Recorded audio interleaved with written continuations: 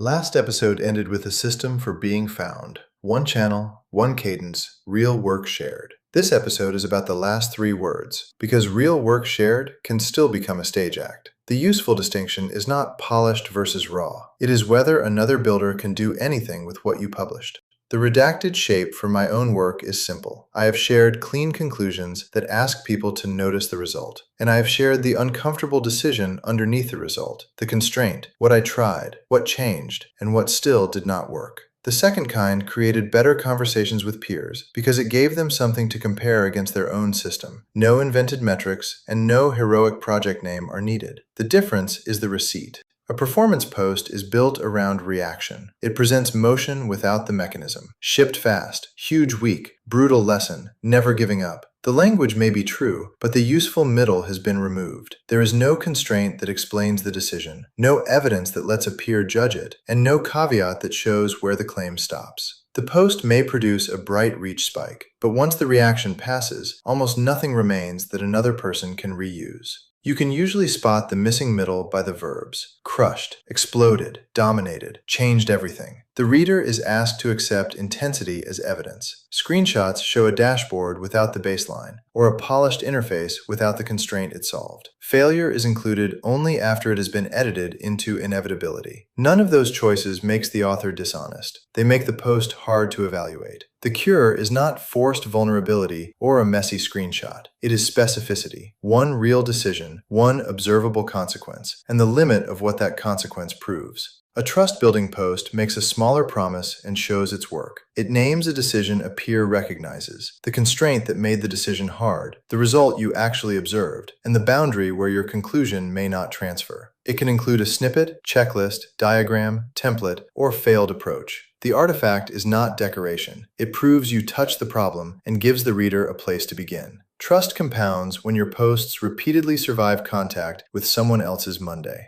Use the receipt structure. Context. What were you trying to make true, and for whom? Decision. What did you choose? Especially what did you reject? Result. What changed that you could actually observe? Stated without inflating it. Caveat. When would you not repeat this choice? 4 parts. The post does not need to be long. A paragraph can carry all 4 if the nouns are concrete. And if you can safely attach the artifact that shaped the decision, do it.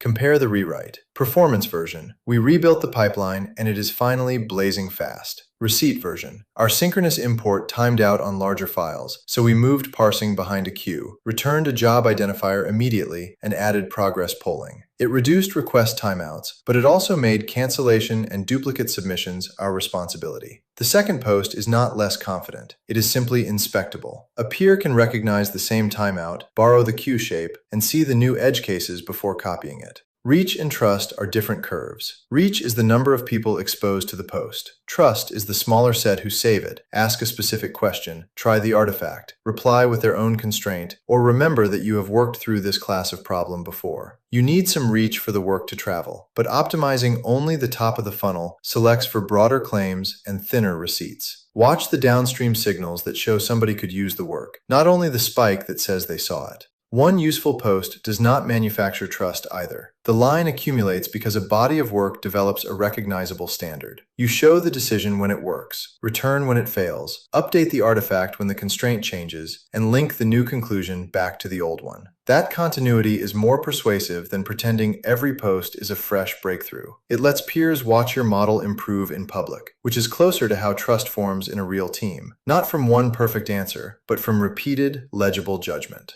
A defense of packaging. Because obscurity is not virtue. Give the post a clear first line. Crop the screenshot. Name the tension. Edit the explanation until a busy person can enter it. Distribution is still part of the job. The line is whether the package opens onto evidence or onto another promise. Good packaging helps the useful thing travel. Performance replaces the useful thing with the packaging itself. Here's the reusable template. We needed blank, but blank made it hard because blank. We chose blank instead of blank. The observable result was blank. I would not repeat it when blank. Then attach one receipt, the code, decision table, before and after, prompt, query, design frame, or checklist.